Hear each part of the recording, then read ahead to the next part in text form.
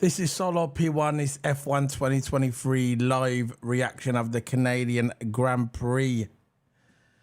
And it was a good race. Happy for Mercedes. Happy for Alonso. Happy for Lewis. Yeah, I like both. I do like both. You're allowed to like both. I've liked both from day one. But there's a certain demographic online that if you like Lewis, you can't like Alonso. If you like Alonso, you can't like Lewis. No. You can like what you want. You can cheer for who you like. Doesn't really matter. It's up to you. You're right. Now, the soft surfacing online news about Alonso. They said that, can we all stop to appreciate this man at the age of 42 years of age? Next month, 42. He's driving like he was when he was 22. That's what he's doing. You never lose it, not really. Not if you want it. Not if you want to deep. If you really got a passion for this sport and you believe, you keep believing that you can do it. It's all about the mindset. It's all about the mind. It's 99% mind. If your mind is not right in this sport, in any sport, you will fail. You will fail. There's no 80% in. You've got to be 100% in. Alonso is all 100% in. Most people, Alonso, we walk away from the sport years ago. He didn't need to prove himself. He was a two-time world champion. He drove that Ferrari in 2012. Potentially could have won the world title in 2012. And that car had no business being in content for the world title in 2012. But Alonso got the car there in 2012 because that's Alonso. Bit like Ayrton Senna when he was driving that Williams before he tragically lost his life. He got that car into pole and that car had no business being in pole. That's what Alonso was like in 2012. And here we go. 20 years later, still driving. Well, not 20 years I'm talking about, but you know what I'm saying. Over a decade later and still driving. He actually started, I think it was 2005, 2006, 2004, one of them years he started. Long time ago now, he started, Alonso, and he's there now. He said today that he thought he could have won the race, but maybe Lewis stopped him at the beginning when Lewis got in front. What an amazing overtake by Lewis Hamilton at the beginning. Amazing. Amazing overtake. And because of the speed today, the upgrades that Aston Martin brought, it showed today. But two great drivers, two of the best drivers, the two best drivers on the grid, in my opinion, Alonso and Lewis Hamilton. The two oldest on the grid and the two of the best drivers on the grid today, Lewis Hamilton and Alonso. They're from the old generation. The new generation can learn a thing or two off them too. I'll tell you that now. So, solo P1, I'm going to bring in Toto Hammer. Toto Hammer. How's it going, Toto? Toto Hammer. Are you there? Toto. I'm not sure if we've lost Toto or not. Toto Hammer. Oh, he's gone.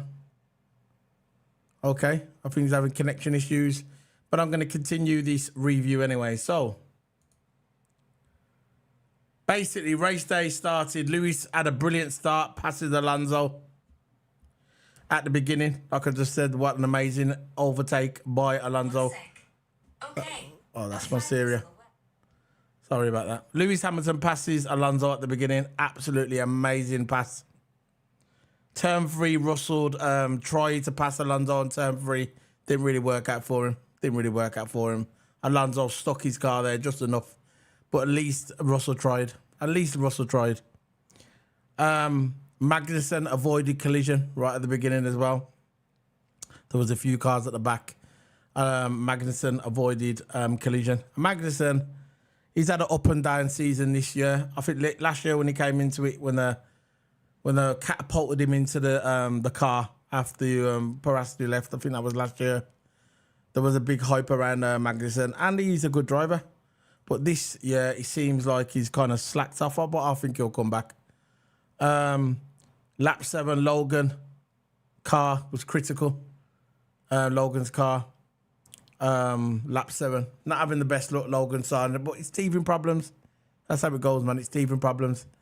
You're going to get that sometimes and on a race. Teething problems. I wouldn't worry about F1. I wouldn't even worry about it. Logan Sargent, he came into a team not really competitive. He didn't break the car broke on him. So I wouldn't really worry about it so much. He just needs to get his head down. I know he's got a big race coming up. Not coming up, but this year. He had a good race in Miami. I'm not sure how he done in Miami, but obviously it's an American driver. It's the only American driver on the grid. But I know he's going to gear himself up for that race in Las Vegas. That's going to be a good race for him. I think by then, I think he'll get his stuff together. And hopefully he'll have a decent car coming in to that race. Oh, here we go. We've got Toto Hammer's joined us back. Toto Hammer, are you there? I'm just talking about... yeah, I can't do video at the moment because I got battery problems, but I'll be on the audio. Okay. I'll be on the video soon. So turn 3, I was talking about Russell at the beginning, and Logan Sargent, lap 7, had critical condition that brought out the virtual safety car. Or his car And stopped in it. Max, yeah, I think the virtual safety car was on about 2 laps. But the funny thing with that virtual safety car, I think at the beginning, Max Verstappen was only about 2 seconds in front of Lewis Hamilton at the beginning.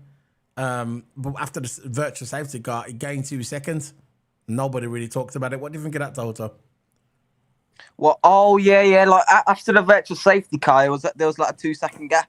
Yeah. And then it just went up to like 3.2 seconds, and then he started Yeah. decaying away. Which I did. Look, they investigate Lewis and Norris for like under investigation for unsafe relief, but they don't investigate them things like that. Even Martin Brundle said they should, if I was Mercedes, they should have looked at it. They should have looked at it. Shouldn't even go down to Mercedes to look at it. Should have been the FIA, because he just gained so much. Virtual safety car is supposed to stay in the Pacific Delta. Yeah. And then he just gained over a second in the virtual safety car. Yeah, second and a half, yeah. Second and a half. Yeah. You can't do that. I know. You can't really do that, because you just gain an advantage when everyone has to go down to half race speed. I don't understand why didn't that get investigated. I know. So, he gained on that safety car. So basically, lap 17, it resumed. Lando Norris was having a few great passes. He passed his teammate on that chicane. That was absolutely that was the pass of the race, in my opinion. And Lando Norris, when he passed Piastri on that small chicane. Lando Norris was having a great race today. And I know he was in trouble with the impeding and stuff, but he still had a good race. Lando Norris, you reckon he's a future world champion? Norris, you can tell he is eager to go into them overtakes, and you can see that. You can see that, and I don't get me wrong. Norris is a great driver. He's a great driver, and I think all he needs is a good team. But you got Oscar Piastri. That's the one who needs to be challenging right now. Yeah. Piastri has been on his backside all season. Piastri won't let it go. He'll try all season. All season he'll try. Yeah, you need to go in today. Yeah, and I think about it with Piastri. Lando Norris has been in Formula One. This is probably his 4th season now, 3rd or 4th season. So, I think it's 4th season now for Lando Norris. Piastri, it's his 1st season. You remember when he won Formula 2? After that, he had a year off, and that year off can kill your momentum. He came into Formula 1 this year. Obviously, at first, he's not gonna takes a while to get used to the car, because Formula 2 to Formula 1 is completely different. So he's had a year off. Then he came into Formula 1. Then he's going to get used to the car. You'll see slowly, probably after Silverstone, you're going to start seeing Oscar Piastri gaining on Lando Norris. And today, show today, he was getting his...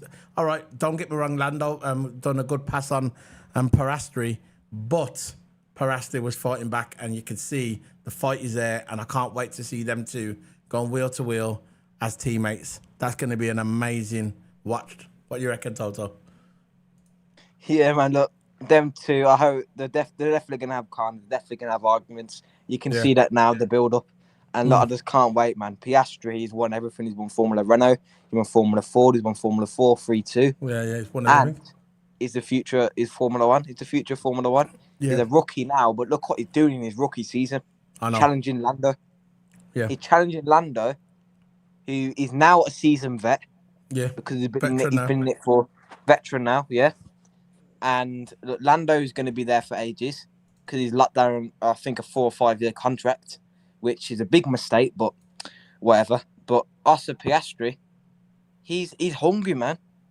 He wants to be world champion, and that's what I like. Drivers like that have the grit; they won't let it go, and that's what Piastri is. He could be like he could be up there with the greats in the future, because he's quit now. Imagine what it'd be like in a quick car. He reminds me of George Russell. Remember how George Russell was in the Williams? Yeah. He was making the most out of that Williams. As soon as he got that one race, I know. What? Trending online, he's Red Bull cheats. Anyway, let's just move on. But it is trending. Yeah. So we're gonna move on. We're gonna move on quickly. Lap 23, Lewis got passed by Alonso. It was straightforward pass, really. Alonso, after they came into the pits and put the tyres on the medium, I think Lewis had the medium, the hard tyres on. And, yeah, Alonso passed him on lap 23. Straightforward pass. That was the battle of the race between them two. And I thought the battle between like I said, the two McLaren drivers, that was good as well. But seeing Alonso and seeing Lewis, the two veterans of Formula One, still kicking it at their age. This is why I said at the beginning of this video, you wasn't here because you had technical difficulties. Them two drivers, Alonso and Lewis Hamilton, are the two best drivers on the grid, in my opinion. What about you, Toto? Yeah, definitely. And you can tell age don't matter in this situation. Look, Alonso, he's 42 soon. Yeah. And even though it was just time off F1, he was doing IndyCar, Le Mans. He could have won the Triple Crown, just missed out. But he got a double crown, but he could have won the Triple Crown, which is prestige. I know. Yeah. He's won and enough, look, though. Alonso. He's won enough. He's won 2 Le Mans. He has won 2 Le Mans. He's done 2 Le Mans. He's won Monaco. He's won 2 World Championships. His potential could have done more, but we'll never know. We'll never know. We might even win another world title still. Still not over yet. Still got a good car. But anyway, Russell had a brilliant race. Well, not at the beginning. Obviously, Russell smacking his car up. He was, you know what? I wish Russell would have just been more patient with the car. People say he was understeering, but he should have been more patient because maybe Lewis Hamilton and maybe the two the two Mercedes guys, Lewis and George, could have played a potential strategy on Alonso because Alonso was the sandwich in between them. Maybe they could have done like a strategy, like maybe Russell will go on longer, then obviously try and hold up Alonso. But it wasn't to be because Russell bashed his car into the rear. He came into the pit, and then after he came into the pit, they put I think they put a new front wing on, front nose. They was checking his back, but he was at the back anyway under the safety car, and they was just driving around. And eventually on camera soon. Yeah, eventually when it came down to it, he did catch up eventually. He got himself into P8, which obviously was a good thing because when he came into the pit, he pitted, put the hard tyres on as well. And then the others didn't pit, the Ferraris didn't pit. I think the two of the Alpha Tauris didn't pit. So as long as he could hold that position, I reckon he would have got 8th place. But towards the end of the race, I told him, sorry, mate, your car's gone. Come into the pit, you got to retire the car. And that was gutted for Russell because I had high hopes for George Russell coming into this race. I thought there was going to be 2 Mercedes on the podium. Never thought it was going to win the race. I thought that was going to be Max Verstappen, obviously, for now, because he's in the fastest car. But I thought George and Lewis could have played a strategy on Alonso, and I thought there was going to be a 2 and 3 Mercedes. But like Spain, but it wasn't to be. Nick De Vries was... covered that with Nick De Vries locking up. Lando had a 5-second for backing up the pack. That's trending online. And when he was backing up the pack, when he was coming out of the pits, after the safety car, lap 41, Lewis pits, puts the medium tyres on. Lap 42, Alonso pits reacted to the pit because because Lewis came and put the medium tyres on. So it was obvious that Alonso was going to come in the lap after to react to that pit because if he would have stayed out a bit longer, Lewis probably could have gained on him on the medium tyres. So Alonso came in, matched Lewis's pit time, and then it was from there. It was just a formality. Max drove in front. There was like 5 seconds between Max and Alonso. Lewis got 2 fastest laps, and I thought Lewis was going to look. I'll be even before the race. I would have been happy with Lewis getting a podium, and if a fastest lap, he would have got the fastest lap. That would have been a bonus. That would have been a bonus for me. Didn't want to be because Perez got it at the end. So yeah, looking at the race, I thought it was an exciting race. It was a good race, but it don't seem like Red Bull's pulling away as much now. It seems like the other cars are kind of slowly but surely catching the Red Bulls up, and that was expected. They did say that they said that about 4 or 5 weeks ago that when it gets towards the Silverstone time on Austria, that the cars are going to catch him up. So what do you think what do you think of Lewis's performance, and what do you think of Alonso's performance? Look, Alonso. Look, this race, this is decided that Mercedes are not yet the car getting there is getting there, but it's not fast enough Aston Martin yet, because every time Mercedes was pushing, I think it is Aston Martin. You think Mercedes is faster than Aston Martin? I think they're similar. It's just I know. This weekend, Aston Martin brought their biggest upgrade of the season. They brought it this season, and next race, Mercedes are going to bring their upgrade, and you'll see they'll be going back and forwards. Probably some races Mercedes will be in front, and other races Aston Martin be in front. That's how it's going to be, between them. So I think they're about equal at the moment. About equal. Behind them, I'd say Red Bull's the fastest. Second, I'd say Mercedes and Aston Martin, and behind them, I'd say Ferrari, because Ferrari has dropped back. Yeah. And but look, what do you think about their performances? Sorry. The performances, Aston Martin clearly had the fastest car today, but Mercedes, it's still getting there, man. It's gonna be challenging for wins. I can see the future now. I can actually see the future. Look, Mercedes is going to be quick. Next season, they're going to change the concept. It's going to be like Red Bulls and Aston Martins. Yeah. But look, the race today, man, just explains it all. Russell could have made a huge difference to the constructors now, because at the end of the day, Hamilton got 15 points and Russell got none. So Hamilton's basically racing for himself that race. Russell was coming through the pack. Kind of let the side. I know. He was coming back, wasn't he? 8th place he got in. Then he had to retire the car. Got it. And as soon as Russell hit that wall, it was just lights out there. The car was just not getting anywhere after that. He tried it. I think when he came in, he put them hard tyres on. I thought, yeah. But we're going to get into that more in the debrief. But I'm going to do the final standings of the race. We have in first place Max Verstappen, second Alonso, third Lewis, fourth place Charles Leclerc, fifth place Sainz, sixth place Perez, seventh place Albon, 8th place Ocon, 9th place Stroll, 10th place Bottas, 11th place Piastri, 12th place Pierre Gasly, 13th place Lando Norris, 14th place Tsunoda, 15th place Hockenberg, 16th place Guan Yu Zhou, 17th place Kevin Magnussen, 18th place Nick De Vries, 19th place George Russell, and 20th place Logan Sargent. The two retirements was George Russell and Logan Sargent. Let me just try and bring these up in the standings. Logan Sargent's got a lot of bad luck in it. Yeah, the driving. He hasn't even finished a 4 race this season. I think the battle is going to be for. Let's have a look. I think the battle is for second place in the championship. Max Verstappen will win the championship, and I think the battle is for second. I'm looking at Perez at the moment. I'm going to look and see if I can bring this up at the screen. Wait, no. I'll just say Perez at the moment is in second with 126 points. Third place, just behind him with 117, is Alonso. And just behind Alonso in fourth place is Lewis with 102. George Russell has dropped down to 6th place now. So George Russell's on 65 points. And he's dropped back a lot. Even Sainz is in front of him now. Sainz is 68. I'd say the battle is for second place for the Drivers' Championship. For second, battle for second. That's what we're going to get. It depends how the upgrades come. But see how it goes. Red Bull on top with podiums. Points have got 321. Mercedes second in the constructors with 167. Aston Martin 154.